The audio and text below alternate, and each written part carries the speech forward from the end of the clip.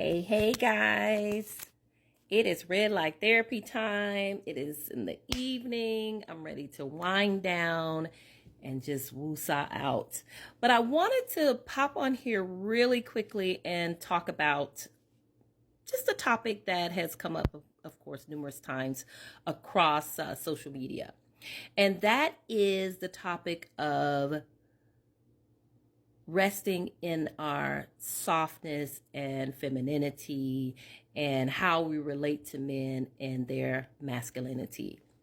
And so I wanted to talk about this coming from the perspective of the independent woman. I am an independent woman, a self-confessing, proud, unapologetic, independent woman. And I think that most people, adult people, should be independent. We should not depend on anyone for our survival, because if something happens to the other person, we have to be able to survive. But oftentimes we get relationship skills and survival skills mixed up, and then we convolute them as if they are the same. Now, of course, in a relationship, when we're in a relationship with someone, we need for them to do their part. Okay. And so when it comes to women and resting in our femininity and our softness, we can still be an independent woman, an independent person who is able to survive without their significant other. Now, when it comes to the confines of the relationship, of course, we need that back and forth, that reciprocal thing that we need from our partner in order to survive in that relationship. And so it is not an independence, it's more of an interdependence as far as what we need in order to survive within the relationship. Now, getting back to the topic of women and our softness and resting in our femininity, of course, being a self-confessing independent woman, I still want to rest in my femininity and my softness when it comes to my man and within my relationship. Now, outside of that, I have to be in the marketplace, I'm working, things like that. I have businesses.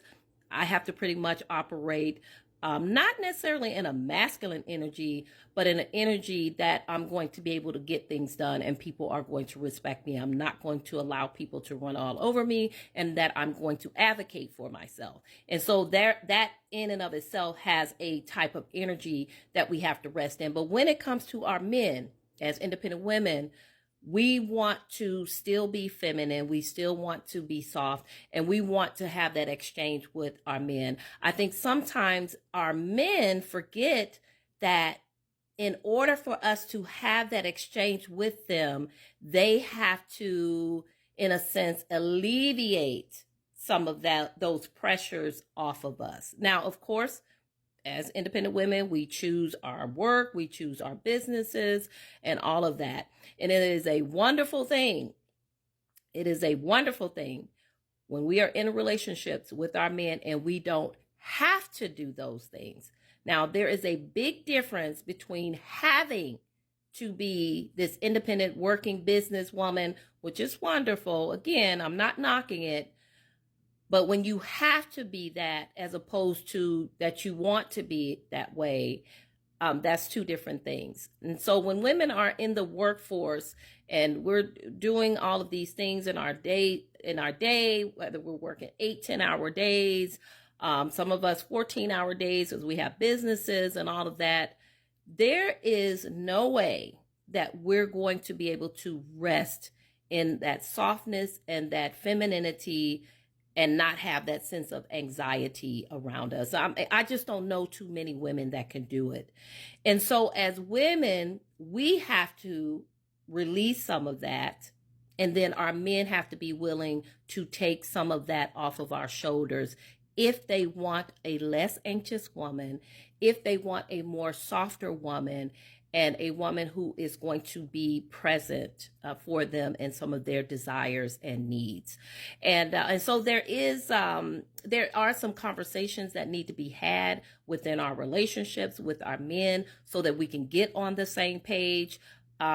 there's no manuals to these things. And so oftentimes we just kind of walk around thinking that others and our partners should be able to read our minds and know what we need. No, absolutely not. If you are that independent woman, meaning that you are a woman who knows how to get shit done, and you have your businesses, you are in the workplace, you're kind of juggling some things, and you don't necessarily need a man to survive, then, and you want to rest in your femininity, you're going to have to release some of that and hopefully be able to have the conversation with your man to alleviate some of that from you as well. And so it is a good thing that in this present day and age that we have these choices that we can make as women, you know, choices to be in the workforce, to be in the marketplace, to own businesses. But if we want a healthy relationship with our male counterpart, our partners, and our partners do want us to be a bit softer, we're going to have to release some of those things off of our shoulders and rest in that. And however that looks for you is how it looks for you. I know for me, I don't want to have to do these things. I want to do them so that it's not so much pressure. And then in some areas I can just kind of, you know, not go there or give something up, so that I can have time for myself, my man, my family, my children, grandchildren, and all of that. So I hope that this message touched someone. If so, definitely like, share, comment. Peace.